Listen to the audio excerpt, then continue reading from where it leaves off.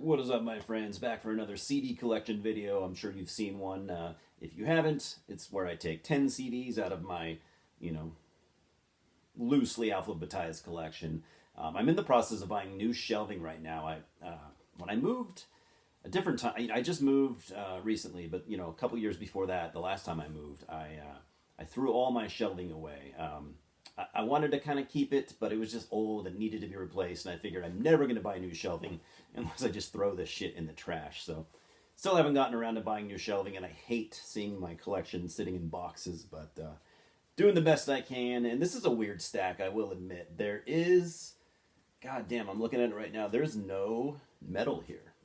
Cool stuff. Don't get me wrong. There's some soundtracky stuff. There's some stand-up comedy, some progressive rock, and I don't know. There's probably a little bit of something for everybody with a slightly open mind. So, yeah, 10 albums. Let's take a look, guys. Let's get started.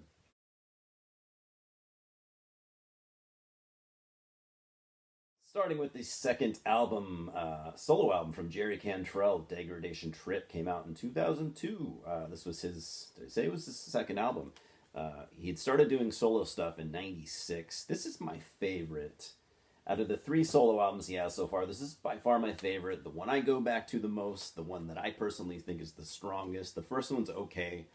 This is the one where he really nailed it. This is dedicated to Lane Staley. Lane had died, I don't think too long before this. I think Lane died in 2000 or 2001. Correct me if I'm wrong. I know it wasn't before that. So on this, you got Robert Trujillo on bass, Mike Borden of Faith No More on drums. And I gotta say, Mike Borden's drum sound on this album, I think he's a good drummer. He's never been one of my favorite drummers. I'm not picking on the guy. I think he's great. But his drum sound on this album, and I'm also not like a production guy. I'm not one of those, I don't have a keen ear for music or I mean specific instruments. I'm not a musician, but his drum sound, it's got to be one of my favorite on this album, and his performance is good too. I mean, so tight. It's one of those performances where it's not super busy, but everything that he hits, every snare hit, all the things that you hit on a drum set, it just all sounds so perfect. It's one of the most perfect drum performances. Is it just me? I love the production, the sound, his restraint. It's fucking awesome. I'm a Faith No More fan, but this is probably my favorite drum performance of his. I mean, not to mention, again, the production on this entire album is just perfect. I don't know who produced it. Again, I'm not really a. Looks like it was produced by Cherry himself and a guy named Jeff Tomei. I don't know. Jerry knows what he's doing. This came out on Roadrunner Records. Just love this album. This is the closest, I think, maybe the closest to an Alice in Chains album. I kind of always consider this like the lost Alice in Chains album. And man, had Lane Staley been alive. Anyways, had Lane Staley been alive to maybe sing on this album, I think it would have been taking it up. I think this would be an all-time classic. It's still very good. I mean, he's always been like 75% of Alice in Chains, let's be honest. Primary songwriter, composer and everything. But I do think this album's a little bit front-loaded. I think some of my favorite tracks are, in the first half, Psychotic Break.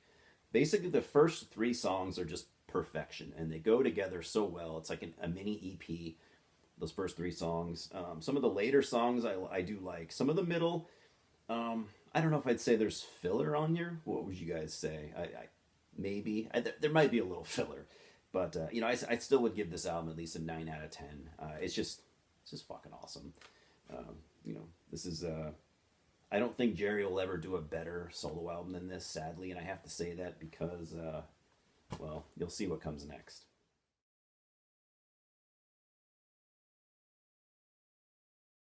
My biggest disappointment from 2021, Brighton, Jerry's third and most recent solo album. I just hate this thing. I like the cover. I like the packaging, even though it's a digipack. It's got a really nice booklet. I think it's a glow in the dark cover too, but I don't know. I have I've never heard anyone say that they really liked this album, and it's such a letdown. See, Jerry's such a great songwriter. I still think the modern Alice in Chains albums are pretty decent. Maybe he ran out of ideas. Maybe he used all his better ideas for AIC, and I'm fine with that. But I don't know, man. Maybe don't record a solo album if you're feeling uninspired. So the lead single, I think was "Atone," right? Which is the lead off track. It's okay. I think it's an okay. It's a good way to start the album. It's decent enough to where you're like, all right, this is cool. I bet it'll pick up from here, and this will be a decent album. But it doesn't pick up from here. One of the things I like most about Jerry Cantrell's writing is that gloomy kind of depressive vibe. And I did read an interview before this came out where he was talking about his mental state, during the writing of this album, and he's like, it's not a real dark album. He's like, I'm not depressed lately. I'm happy. I don't know. I guess maybe he needs to actually be depressed to write that gloomy, depressive stuff that I like from him the most. I'm not saying I want him to be depressed, but man, if this is him feeling happy, I don't want to hear any more of this. He's a big country music fan. He said in interviews numerous times, and there are some country vibes on here, and that's cool, man. I want the artists that I love. I want them to be content. I want them to make the music they want to make. But I'm not a big country guy. Not even the old outlaw country. That shit doesn't do anything for me. I tried to get into it. Minus a song or two here and there. I just don't care. And I don't want to hear Jerry play country rock. There is a song in here, I think, near the end, maybe the last song, or one of the later songs. He almost gets there. It's kind of a downer, kind of a bleak song, but it's still kind of shiny. I don't know, man. I just do not like this album. This is, I will probably listen to it again. I don't know, maybe I'll listen to it again soon now that I've let the disappointment kind of, I've vented about this numerous times. But I think the next time I listen to this album probably will be the last, because I don't think my mind's changed. I don't think it's gonna sound any better, and there's nothing here for me. Such a bummer, man. Kind of like with that new Ghost album from last year. I think it's the weakest thing they've ever done, and I have no reason to go back to it. Sad. I still love Ghost, and I still love Jerry, and I always will be. But I don't know, dude.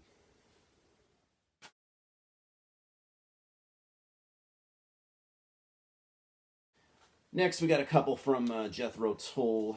All the stuff I own from them, which is not a lot. I think I got 3 albums. So we're going to start with the 4th album from 1971, Aqualung. So they formed in '67. They were, one of the earlier prog bands. Although I've never really considered Jethro Tull to be a full-on prog band. Obviously, they dip their toes in that genre quite often. Most people consider them a prog band. The prog fans love them.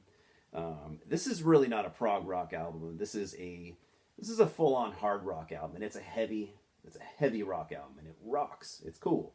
Aqualung. Everyone knows the fucking title track. Obviously, I like this album, but I do not love it. I don't really ever have the urge to revisit it. I know some of the older Jethro Tull fans do revisit this quite often. They think it's a classic. And I wouldn't debate that. It is probably a classic. It's got cool songs, Locomotive Breath, the title track Aqualung. I will say, this kind of blew me away. I remember watching some live footage from this tour. I don't remember what song it was. Maybe it was Aqualung, maybe it was Cross-Eyed Mary. I can't remember exactly which song it was, but dude, they sounded even heavier live. I was actually blown away. They were like, live, at least the show that I watched, they were like Sabbath heavy. It was awesome. They sounded even heavier live than they do on the album. It was pretty fucking badass. I'd recommend go check that out. But yeah, Jethro Tull, Aqualung, not bad. I can't get super into it.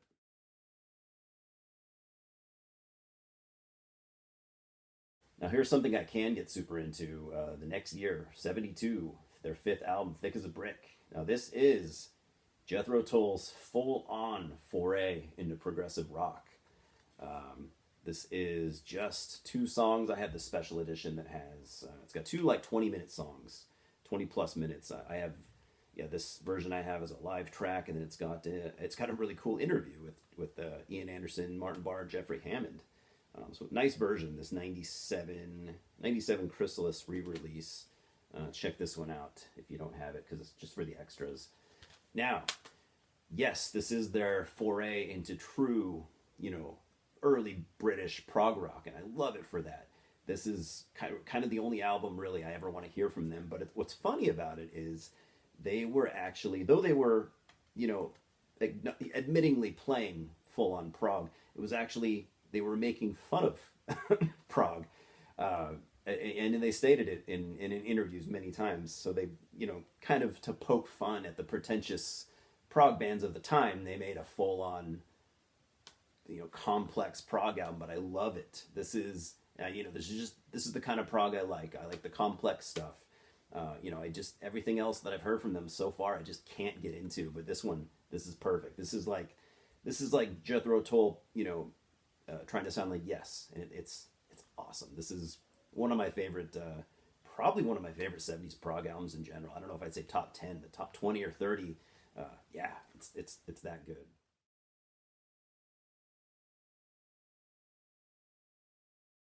And from 1992, I mean, clearly that cover looks like 92.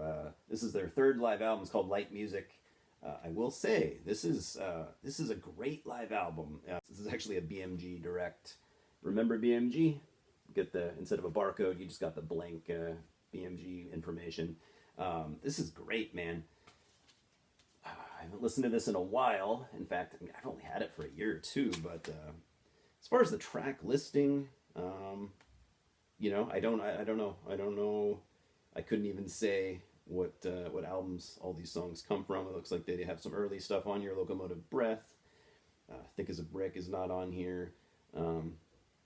I mean, it looks like a typical live album. It's early stuff. It's got later stuff, up until 92, I'm sure. So spanning their discography up until that point. But this is just a good live album, man. It's what blew me away the first time I listened to it is how tight they sounded. By 1992, I mean, these guys were fucking watertight, airtight. I don't know, whatever's the tightest element. Yeah, really good. I've only listened to it once or twice, but I really, really, really enjoyed it. And I like a good live album. Some live albums for me are completely forgettable. This is not one. I haven't heard their other live albums. I can't say like this is their best live album. Maybe it's their worst. I don't know. They sound fucking spot on this, and yeah, I really enjoy listening to it.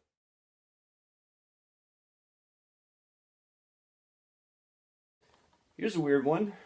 Jim Gaffigan's first comedy CD. I used to buy comedy albums. I still do on occasion. I love Jim Gaffigan. This came out in 2005. Jim he'd already been active, since the early '90s. This is one of those Comedy Central Records releases. I don't know if they still make these. It's called Doing My Time. This is awesome. Now, you might know Jim for his, his food-oriented stand-up comedy that you've seen on Netflix and stuff like that. He's become famous for it. That does kind of start. He is kind of starting to do that, around this time. But this is Jim a little bit more raw, a little bit more edgy. He's dropping some F-bombs a couple of times here, and it's just a really good stand-up comedy album. He's such a likable guy. His more mainstream stuff that he did later on, I still think is really funny. I think he's just truly gifted. But if you want to hear Jim a little bit more edgy, check it out. It's a good time. You'll laugh.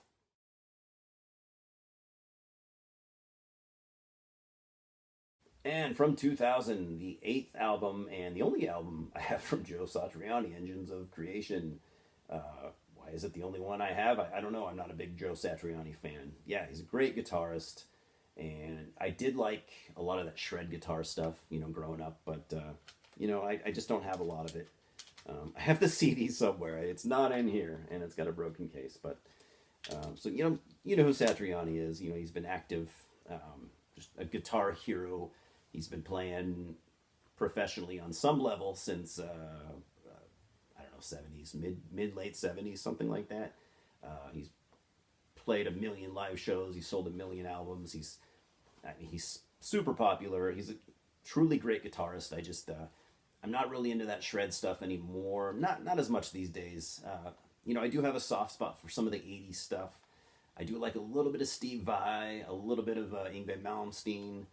I really love that. I like a lot of that Shrapnel record stuff, to be honest. But so this album right here, it's a little different. This is, there's still plenty of shred guitar, but he brought in a lot of like electronic music elements here, and some people loved it, some people absolutely hated it. I think it's pretty cool. I haven't listened to this in almost 20 years. Maybe I'll throw it on again sometime, and be nice to revisit it. But any Satriani fans out there? I'm really not one, but I have this, and yeah, that's cool.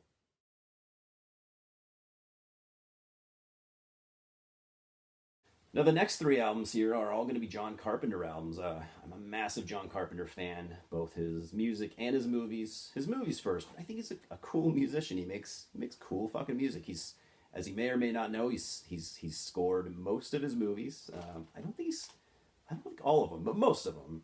So I have this. This is a landmark movie and album. So the Halloween soundtrack.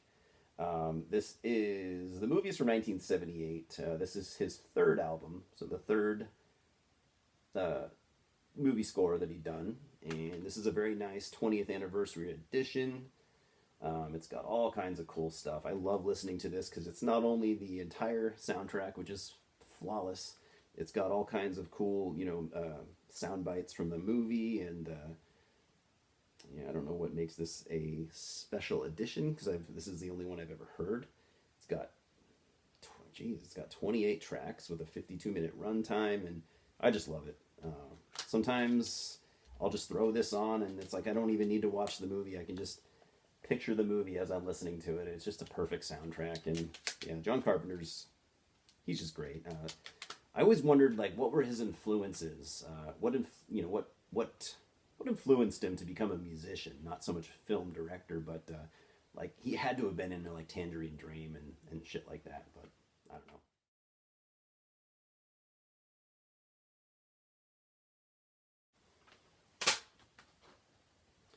And then I have two of these Lost Themes albums that he's done. He's since done a third one semi recently, and I need to get that.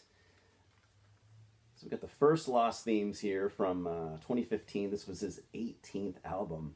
And what these are not soundtracks. Most of his albums are soundtracks for his movies. These are not. This is just music he wanted to make. It's him and his son. I think his son's name is it Cody? I think it's Cody. Yeah, Cody Carpenter. And a guy named Daniel Davies. I'm not sure who that is. I've read interviews with him, and he's like, hey, yeah, if anyone wanted to use some of this, for one of their movies, I'd probably license it to you or whatever. But he's like, I just made this music because I like making music. I don't plan on using any of this for any of my movies. Just a passion project, I guess. And it's great. These albums are great to listen to. Very much in the vein of what he does for his soundtracks. That's just his style. What's cool about it though is it's not something that you've already heard before. Not that there's anything wrong with that, but it's new original music, and it's clearly something that he wanted to do. It's not like some record label thing. This is just he's semi-retired now. He's not. I don't think he's. If I remember correctly, I don't think he's interested in directing movies anymore. He's just likes to sit at home and play video games and smoke weed and make music with his kid, and I think it's fucking awesome.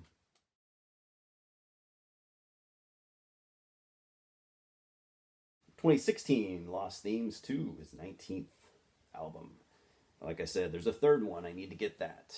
This is just a continuation, basically, of that first Lost Themes. It's just more original John Carpenter music.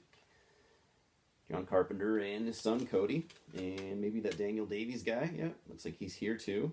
And yeah, it's just fun. This is just a companion piece to the first. Usually, when I listen to one of them, I have to listen to the other just directly, straight in a row.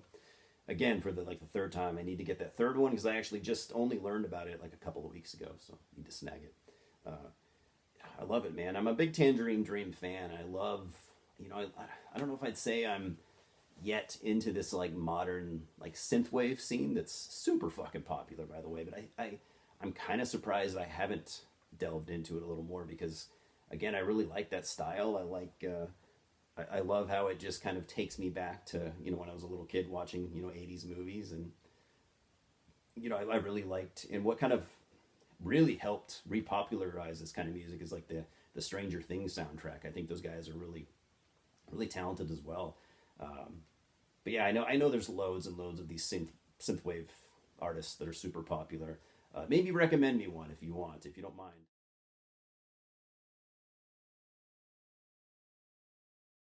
I really like John Carpenter, early Tangerine Dream. That 80s synth style. Like I just said, the Stranger Things soundtrack. I loved it. That sound to me is just, it just takes me back. If you want to recommend something like that to me, I'd love to check it out. So I'd appreciate that. Anyways, guys, I appreciate you, whether you give me recommendations or not. Just hanging out, chatting with me, keeping this thing going. That's why I do this. I love talking to you guys. So that's gonna be it for now. Louis says hello. He wants me to go play with him or take him for a walk or whatever. His ears just perked up when I said the word. But as always, thanks for stopping by. We'll talk soon. Fucking cheers.